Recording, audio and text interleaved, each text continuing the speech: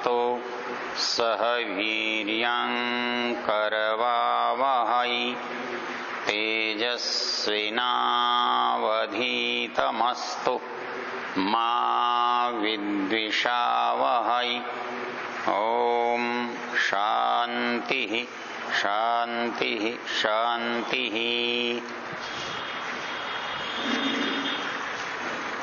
हमारी चर्चा वैदिक सिद्धांत त्रैतवाद पर चल रही है। ईश्वर, जीव और प्रकृति।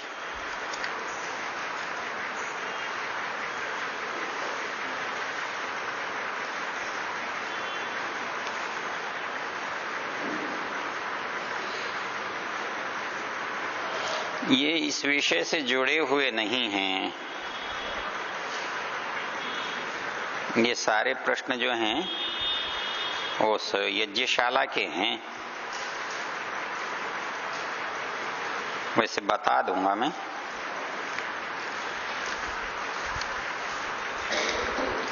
कोई भी प्रश्न इस कक्षा से जुड़ा हुआ हो तो पहले उसकी बात, बाद में इसकी बात कर लेंगे।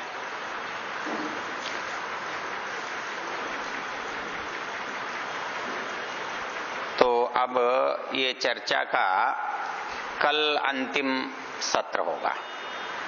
परसों तो नमस्ते नमस्ते का दिन है। उस दिन तो इस बारे में कुछ बात होगी नहीं। और अच्छी बात आपके लिए है कि परीक्षा आपकी रखी नहीं गई, जो आपको डर सताता। हाँ, आपने जो कुछ सीखा वो आपके पास रहेगा, किसी को देने की आवश्यकता नहीं है।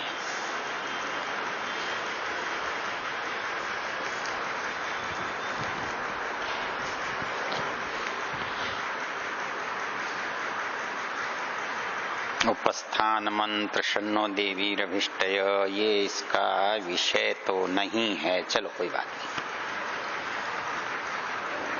तो तीनों का सामान्य परिचय हमने कर लिया और उसका आधारभूत जो मंत्र है उसकी चर्चा हो गई। द्वा सुपर्णा सयुजा सखाया समानम वृक्षम परिशस्व जाते तयोरन्यः पिप्पलम स्वादु अस्ति अनश्नन् अन्यो अभिचाकषित। अब इनमें से एक पर कोई विशेष बात की जा सकती है, चाहे जीव पर, चाहे प्रकृति पर और चाहे ईश्वर पर। मान लेते हैं कि चलो प्रकृति की बात करें। प्रकृति को हम कैसे देखें, उसकी क्या विशेषता है। इसकी पहली विशेषता है कि इसकी भी उत्पत्ति नहीं होती, ये भी अनादि है, मूल तत्व है। प्रकृति के रूप से सामान्य जड़ पदार्थ सब मिलकर एक हैं। उस एक से कितनी चीजें बनी हैं वो अलग हैं, लेकिन सब में मूल बात वही है। और जो मूल है उसके तीन भाग हैं, सत्व रज तम। और इसको मूल प्रकृति से लेकर इस शरीर तक कहीं भी देख सकते हो।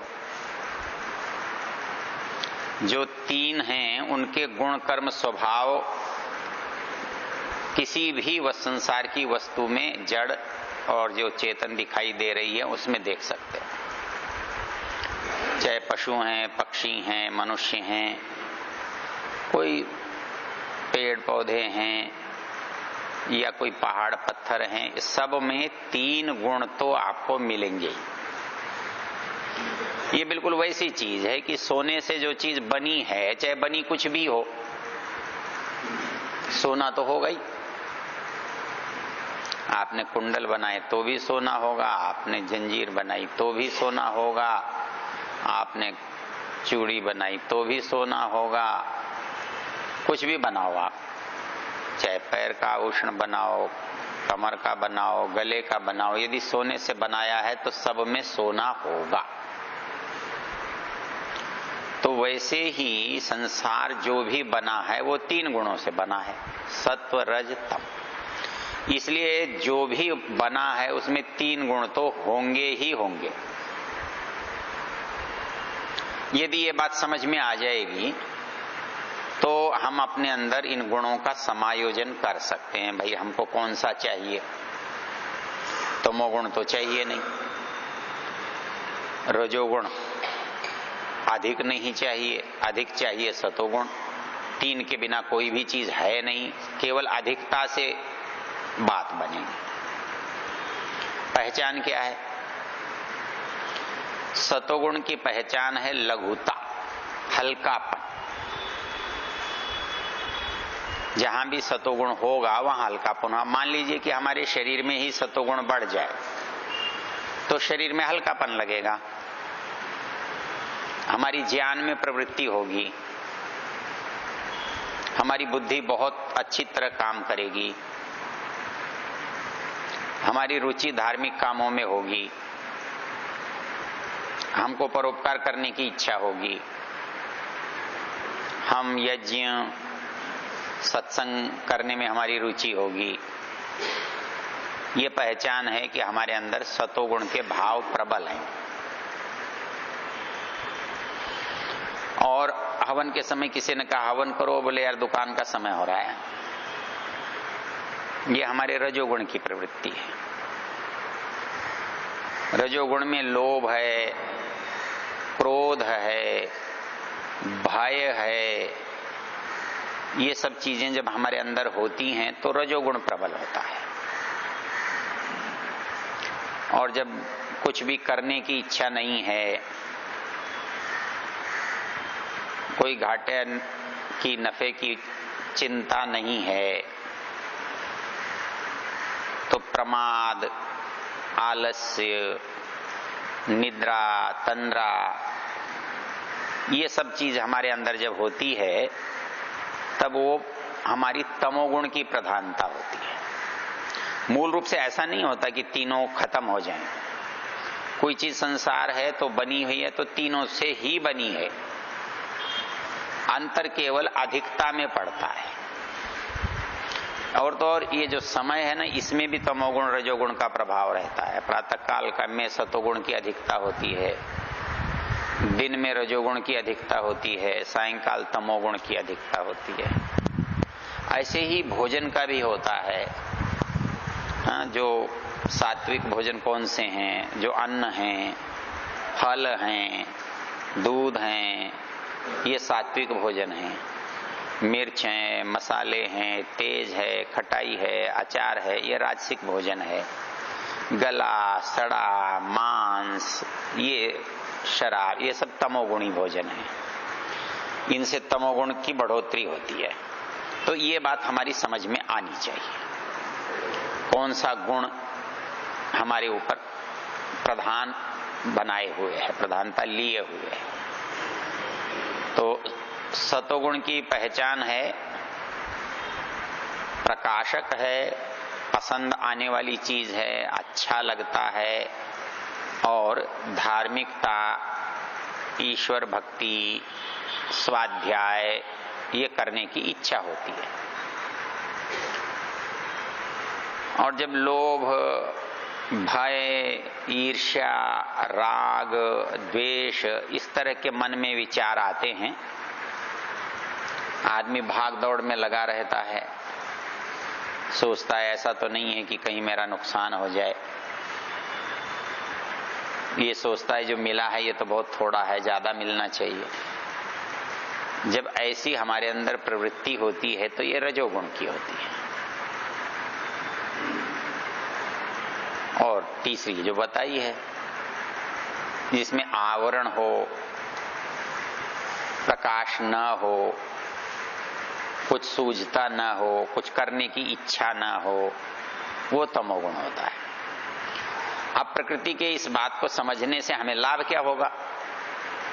लाभ ये होगा कि हमको सतोगुण चाहिए तो सतोगुण बढ़ाने वाली चीजों पर ध्यान देंगे। भाई आप शिविर में आए, आप शिविर में नहीं भी आ सकते थे, कहीं घूमने जा सकते थे, दुकान कर सकते थे, काम धंधा कर सकते थे। आपको ये लगता है कि चलो वो ज्यादा फायदे की चीज है, लेकिन आप आए, हर व्यक्ति के पास करने के लिए 1000 काम हैं, लेकिन वो चुनाव करता है मैं कौन सा करूं। तो ये चुनाव करने की जो योग्यता है ये आपके गुणों पर निर्भर करती है कि आपकी बुद्धि में कौन सा तत्व काम कर रहा है। यदि सतोगुण काम कर रहा है तो धार्मिकता में आपकी रुचि होगी, रजोगुण काम कर रहा है तो धन कमाने में आपकी रुचि होगी, राग द्वेष में आपकी रुचि होगी, और तमोगुण की प्रधानता है तो आलस्य प्रमाद में पड़े रहने में, विश्राम में आपकी रुचि होगी। तो ये समझ करके हमारे अंदर कौन सा गुण प्रबल हो और कैसे। एक तरीका है ये जो हम करते हैं ना, ये सत्संग। सत्संग से कोई सीधी मुक्ति तो मिलती नहीं, फिर क्यों करना? इसलिए कि हमारे अंदर सतोगुण जागृत रहे। हम सत्संग में नहीं आते तो यही समय हमारे किसी दूसरे गुण में आता और उसका प्रभाव हम पर पड़ता। तो इसलिए सत्संग से सतोगुण की प्रवृत्ति हमारे अंदर बढ़ती है, बनी रहती है, इसलिए इसको करना चाहिए। तो ये 3 गुण यदि हमारी समझ में आते हैं तो हमारा जो व्यवहार है उसके अनुकूल होता है। भाई भोजन हमें कैसा करना चाहिए। हाँ, अच्छा लगने को तो बहुत मिर्च मसाले अच्छे लग सकते हैं, लेकिन यदि अधिक होगा तो हमारा जो मन जो है वो चंचल होगा, दुखी होगा। फिर शरीर में क्या नुकसान होता है वो अलग चीज है, लेकिन मन पर क्या प्रभाव पड़ता है। सोचने वाले जब सोचते हैं तो बहुत दूर तक जाते हैं। वो किसका है, किसने लाया है, किसने पकाया है, उनके प्रभाव भी उन लोगों के मन पर आने लगते हैं। ये तो सूक्ष्म चिंतन की बात है। तो जितना जितना आप सोचते जाएंगे उतना उतना विवेक से हटते जाएंगे और अच्छाई से जुड़ते जाएंगे। इसलिए इस प्रकृति को इस तरह से पहचानना आवश्यक है। ये प्रकृति और हम 2 हैं कि एक ही हैं, शरीर और जीवात्मा एक हैं कि अलग हैं। मैंने बताया कि भाई एक हैं और अलग हैं, लगते तो एक हैं, लेकिन कोई मौका आता है तो पता लगता है कि ये अलग हैं, ये अलग हैं। और उसमें सबसे बड़ा मौका होता है हमारी मृत्यु हो जाए तो हमारा जो शरीर है ये सब कुछ इसका होते हुए भी कुछ काम करने में समर्थ नहीं होता। फिर ये शरीर अपने लिए कुछ क्यों नहीं करता, क्यों नहीं कर सकता? इसका एक नियम है, इसकी एक पहचान है कि ये प्रकृति जो है आत्मा से कैसे अलग है। पहला नियम है, जो भी बनी हुई वस्तु है ना वो अपने लिए नहीं होती। मकान है, बना हुआ है, लेकिन ये मकान के लिए तो नहीं है। आपने सड़क बनाई है तो उसको सड़क को क्या सुख है? कोई मतलब नहीं है। आपने भोजन ही बनाया है तो भोजन को क्या फायदा है? वो आपकी थाली में रखा रहे तो भोजन को क्या प्रसन्नता होने वाली है? तो नियम यह है कि प्रकृति से बनी हुई कोई भी वस्तु अपने लिए नहीं होती, चाहे कुछ भी हो। तो इसलिए प्रकृति से बना हुआ शरीर भी शरीर के लिए नहीं है। इस शरीर के होने का लाभ शरीर के बजाय शरीर के स्वामी को है, आत्मा को है। प्रकृति की हर वस्तु 3 गुणों से बाहर नहीं हो सकती है, शरीर भी नहीं है। और शरीर में न इंद्रियां 3 गुणों से अलग हैं, न मन 3 गुणों से अलग है, न बुद्धि 3 गुणों से अलग है। इसलिए इन गुणों का जो प्रभाव है इन पर भी होता है। चाहे वो आपके भोजन का हो या आपके विचार का हो। विचार का यदि आपके अच्छे विचार हैं तो भी इन पर प्रभाव होगा, इंद्रियों पर होगा, मन पर होगा, बुद्धि पर होगा, और अच्छे विचार हैं तो भी होगा। तो पहली चीज थी कि जो भी प्रकृति से बनी वस्तु है वो अपने लिए नहीं होगी, वो दूसरे के काम आएगी, दूसरे के लिए बनी है। दूसरी चीज है, प्रकृति की कोई भी वस्तु होगी 3 गुणों वाली होगी। आत्मा तो 3 गुण वाला है नहीं। मन 3 गुणों वाला है, बुद्धि 3 गुणों वाली है, इंद्रियां 3 गुणों वाली हैं, क्योंकि ये भूतों से बनी है।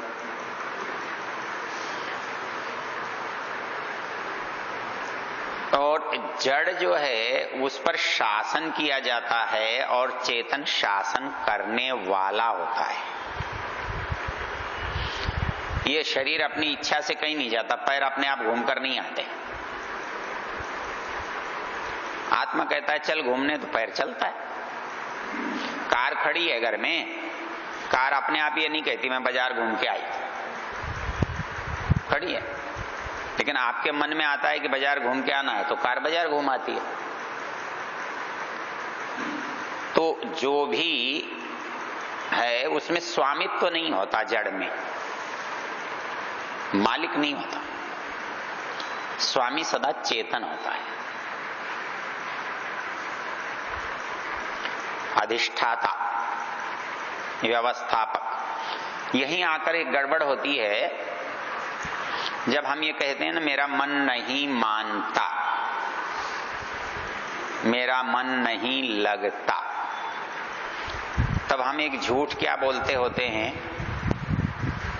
कि आप मन को चेतन मान रहे होते हैं, जबकि मन जड़ है और जड़ वस्तु की कोई इच्छा होती नहीं है।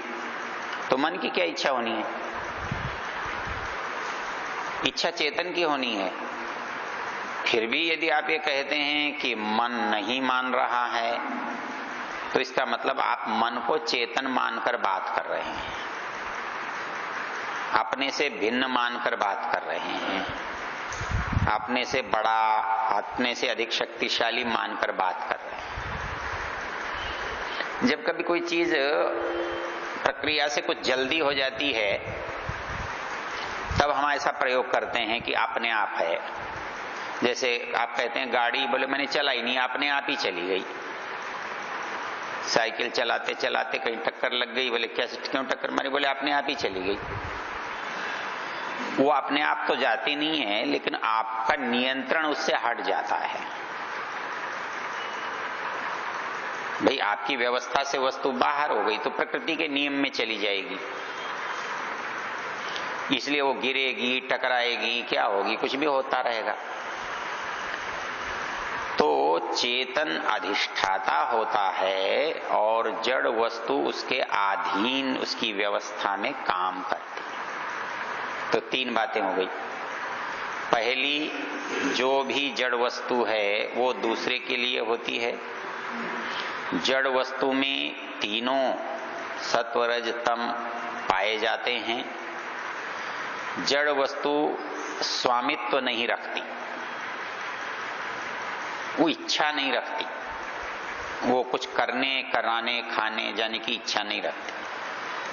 आपने मूर्ति बना ली, कागज का चित्र बना लिया, मुंह भी बना लिया, सब हो गया, आंख भी बना ली, लेकिन मिठाई सामने रखने से वो खा थोड़ा ही लेगा, क्योंकि वो जड़ है। तो उसके अंदर जो इच्छा है, स्वामित्व है, वो नहीं है। और एक चीज भोग्य होती है और एक भोक्ता होता है।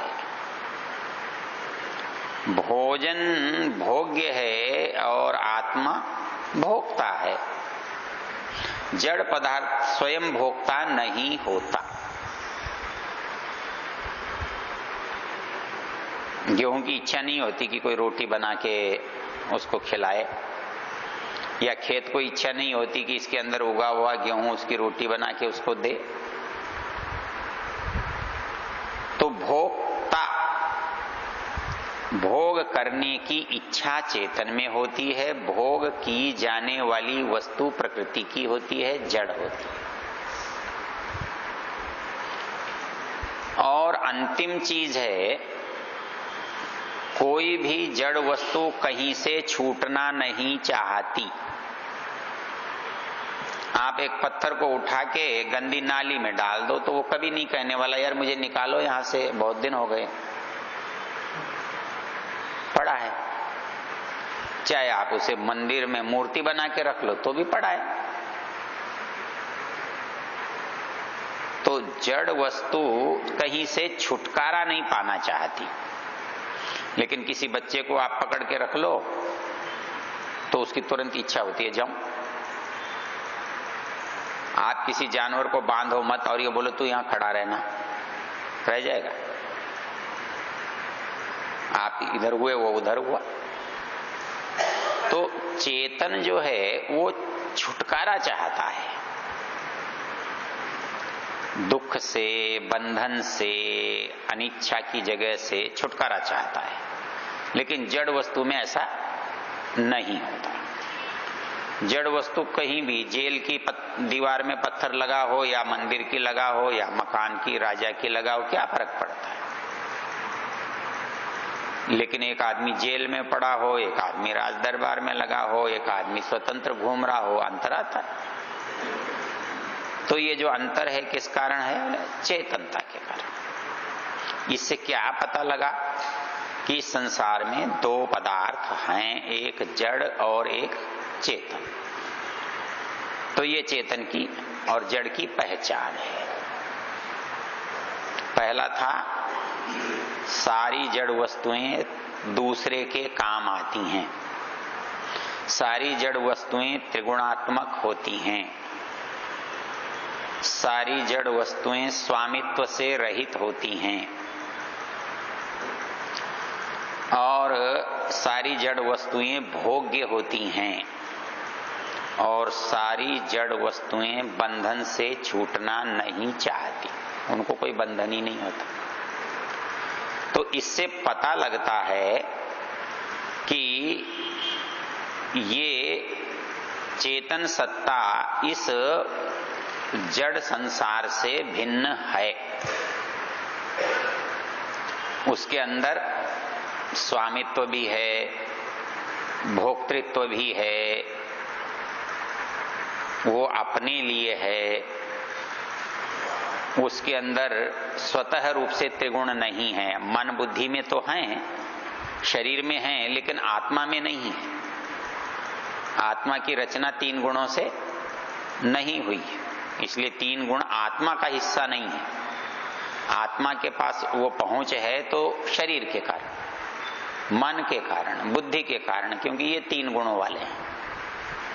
तो इसलिए पता लगा कि एक सत्ता चेतन जिसे पुरुष कहते हैं वो इस जड़ संसार से भिन्न है, अलग है।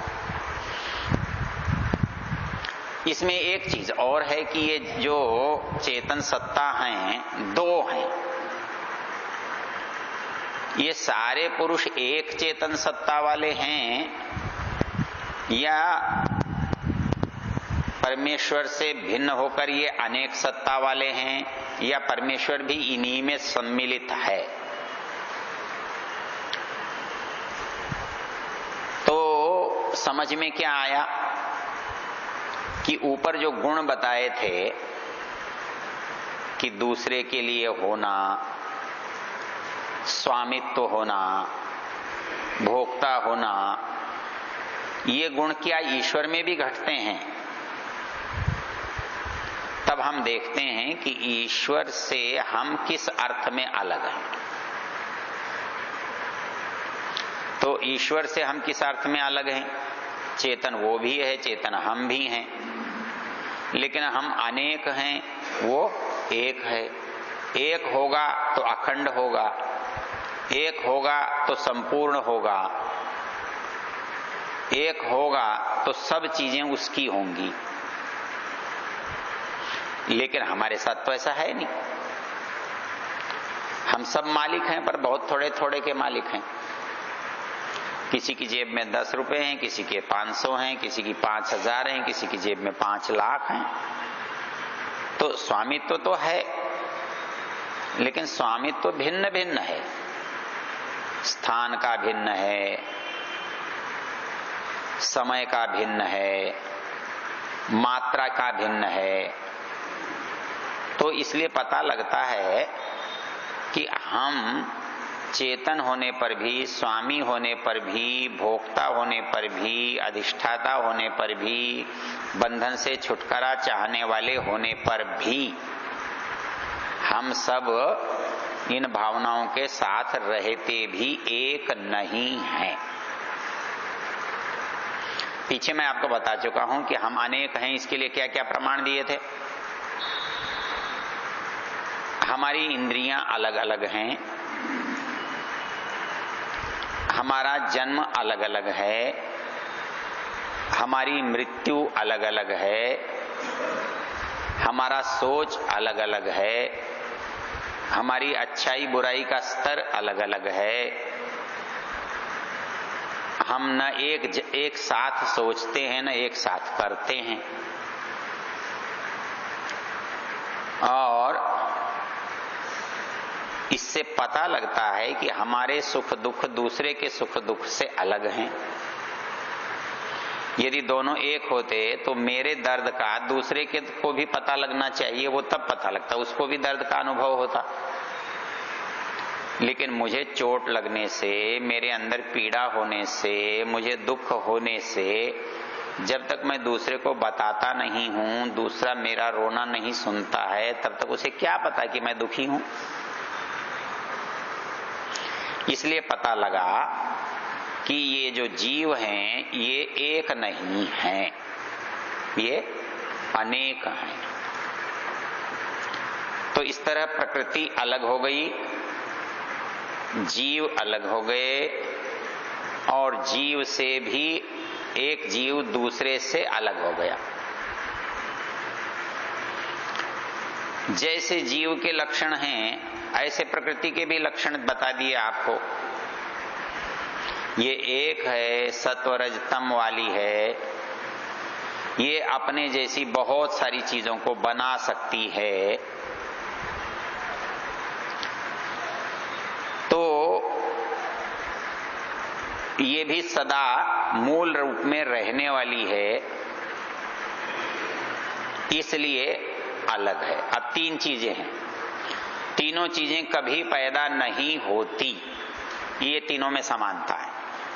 न प्रकृति कभी पैदा होती, न कभी जीवात्मा पैदा होता, न ईश्वर पैदा होता, न बनता। ये 3 चीजें कभी बनती नहीं है, ये तीनों में समानता है। लेकिन हमसे ईश्वर में क्या अंतर है? प्रकृति का अंतर तो हमें पता हो गया। ईश्वर से हमारे अंदर अंतर है, हम जो भी गुण हैं वो सीमित हैं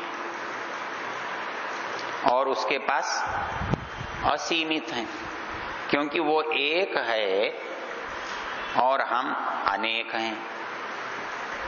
वैसे कभी कभी लगता उल्टा है। मैंने एक बार प्रश्न किया, मैंने कहा देखो एक मनुष्य बलवान कितना होता है, यदि 2 हो जाएं तो बल बढ़ता है कि नहीं?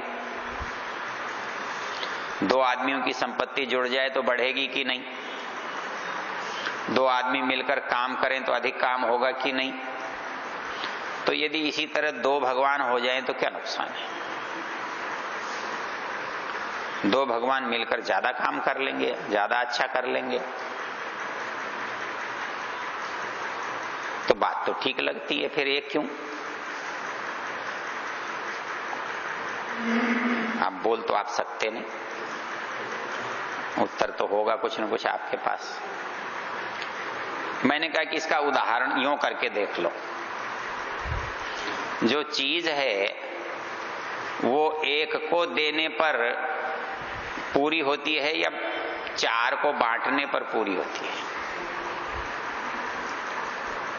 तो ये संसार यदि एक का है, वो बड़ा है, या ये संसार 1000 लाख करोड़ में बंट जाए तो बड़ा है? एक और उदाहरण से समझ लो। एक माता पिता का एक ही बेटा है, संपत्ति उसकी ज्यादा होगी कि एक माता पिता के 4 बेटे हैं उनकी संपत्ति ज्यादा होगी? तो वैसे ही परमेश्वर जो है वो इस समस्त संसार में एक अकेला स्वामी है। 2 होते तो कम ज्यादा होता, छोटा बड़ा होता, शत्रुता होती या मित्रता होती, कुछ न कुछ होता। हम किसी के पास बैठते हैं, कोई अच्छा लगता है, किसी के पास बैठते हैं हमें वो बुरा भी लग सकता है। ये बात कब होती है? जब 2 हो।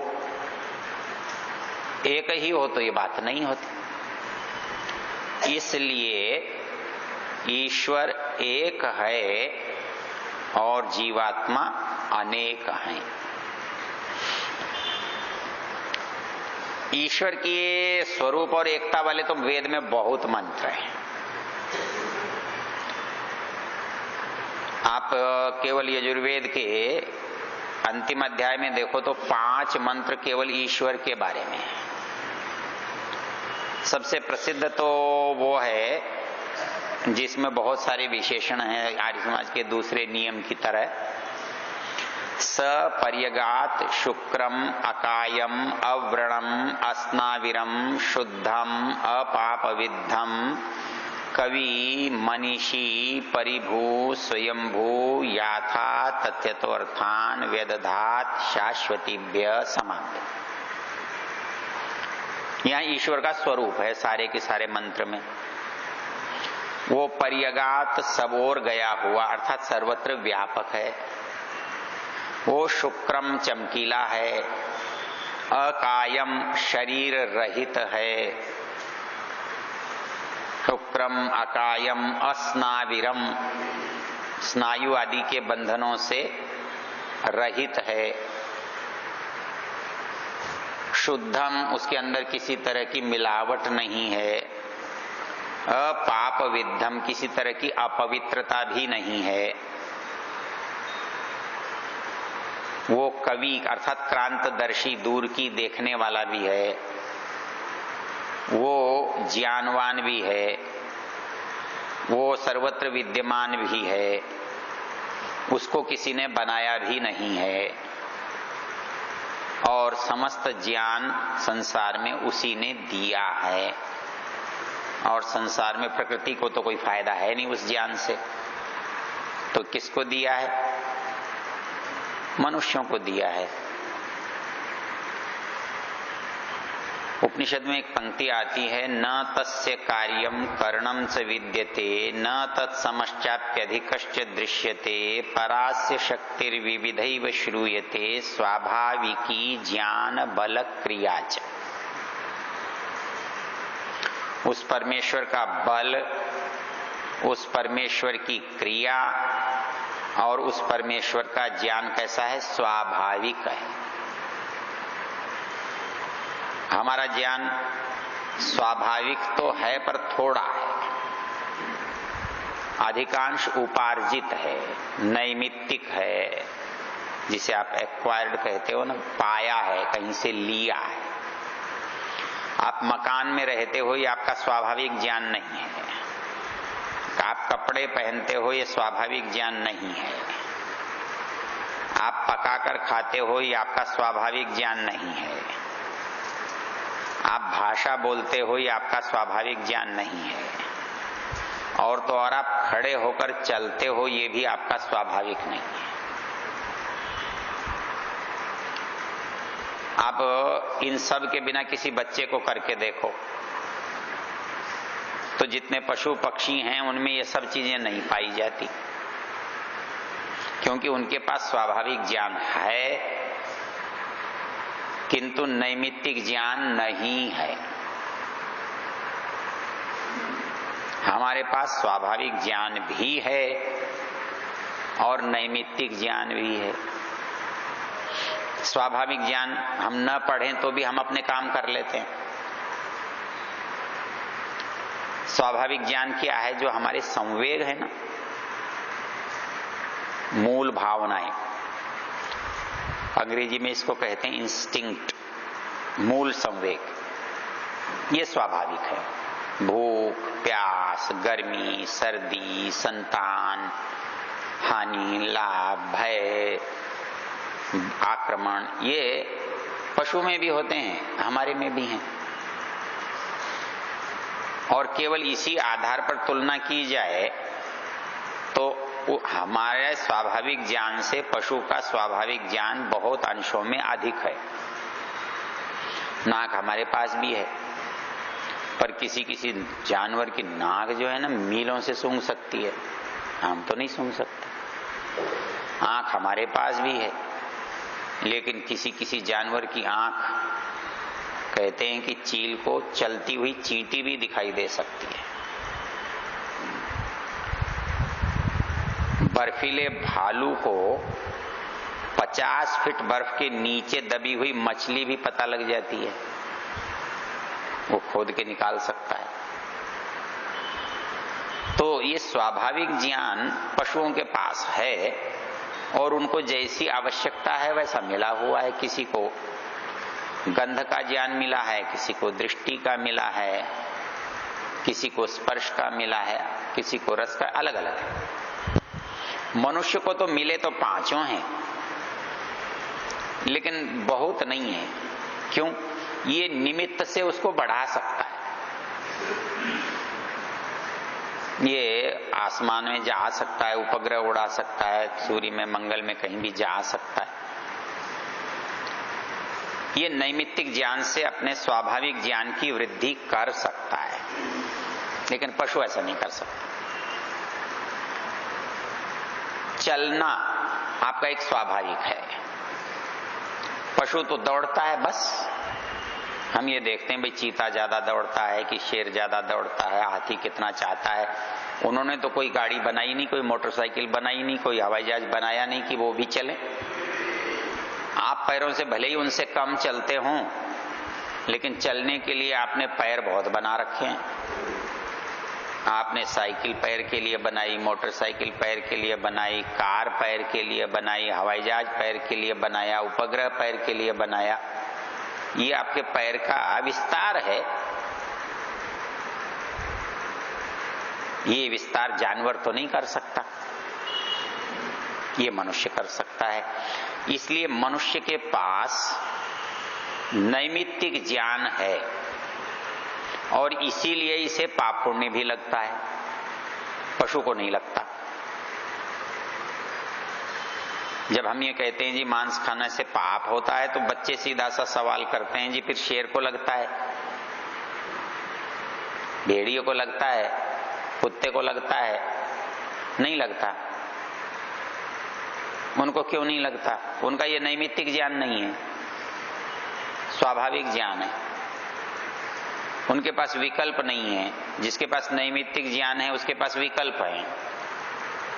तो सही और गलत केवल वहां होता है जहां चुनने का अधिकार हो। आपने एक को वोट दिए, वो हार गया, आपने दूसरी बार उसको दिया, वो जीत गया। आपके पास विकल्प था, तो उसके अच्छे बुरे का परिणाम आपको मिलेगा। कभी आपकी हार हो जाएगी, कभी आपकी जीत हो जाएगी। ये मनुष्य के साथ हो सकता है।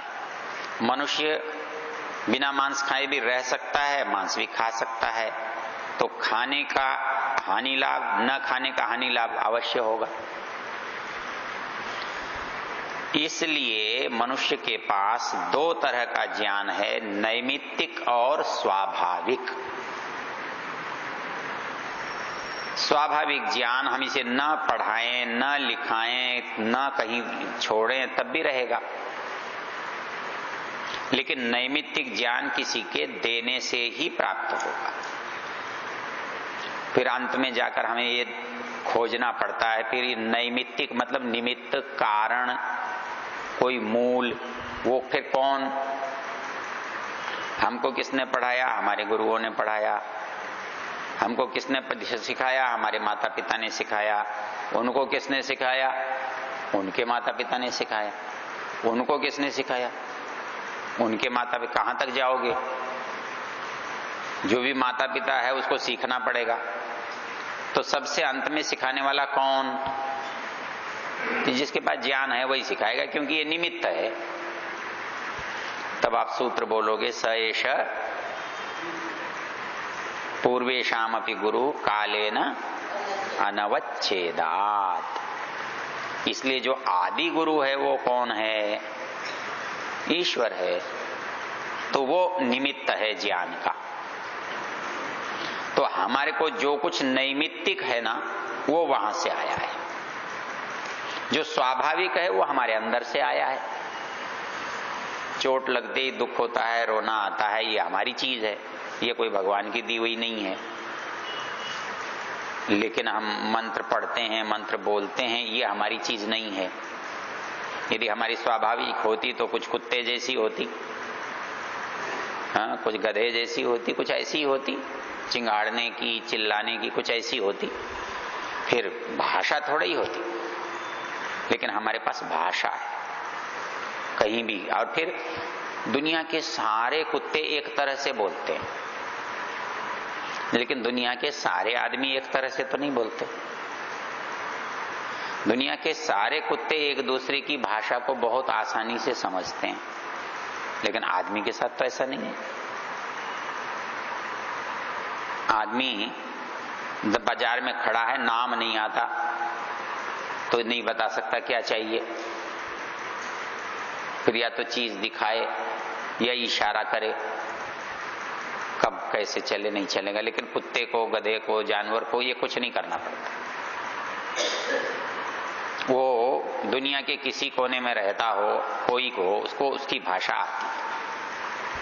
तो जो स्वाभाविक है वो सबके पास बराबर होता है, और जो कमाया हुआ होता है वो किसी के पास कम होता है, किसी के पास ज्यादा होता है। किसी के पास धन कम है, किसी के पास ज्यादा है, किसी के पास जमीन कम है, किसी के पास ज्यादा है, किसी का मकान छोटा है, किसी का बड़ा है। ये सब कमाया हुआ है। बाकी आंख, नाक, कान, देखना, सुनना सबका ठीक है, बराबर है। तो इस दृष्टि से जब आप विचार करेंगे तो पता लगेगा कि ईश्वर की सत्ता से हमारी सत्ता क्यों अलग है। तो हमारा ज्ञान नैमित्तिक है, तो मतलब अधूरा है, किसी से आएगा तो मिलेगा, नहीं आएगा तो नहीं मिलेगा। तो हमने देखा कि वो शाश्वतीभ्य समाभ्य, वो प्रजाओं को देता है, वो ज्ञान सदा देता है, इसलिए ज्ञान उसका है।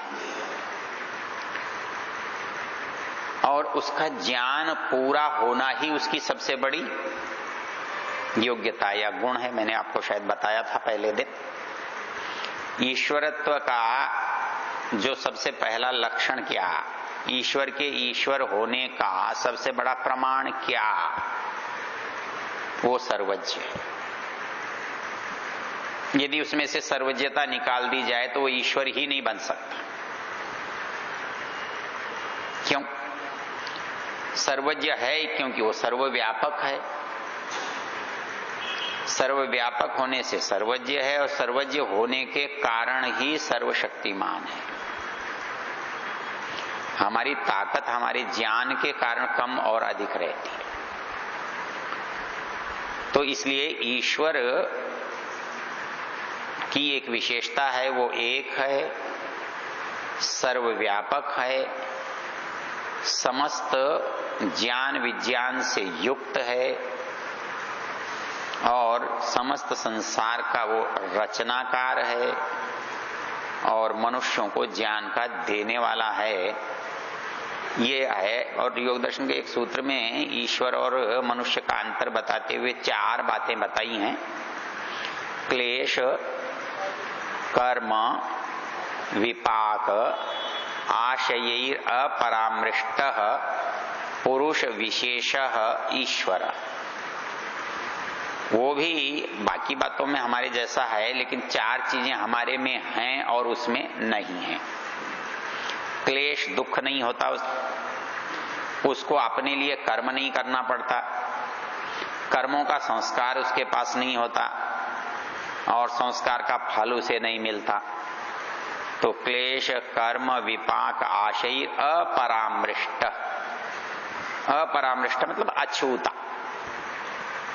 कहीं थोड़ा भी नहीं छू कर गया है, ऐसा वो ईश्वर है। तो ये तीन बातें हो गई, ईश्वर का स्वरूप, प्रकृति का स्वरूप और जीव का स्वरूप। और कोई प्रश्न हो तो बता देना, फिर मैं आपको इसका उत्तर दे दूंगा। इनका फिर किसी मौके पर चर्चा कर लेंगे। धन्यवाद।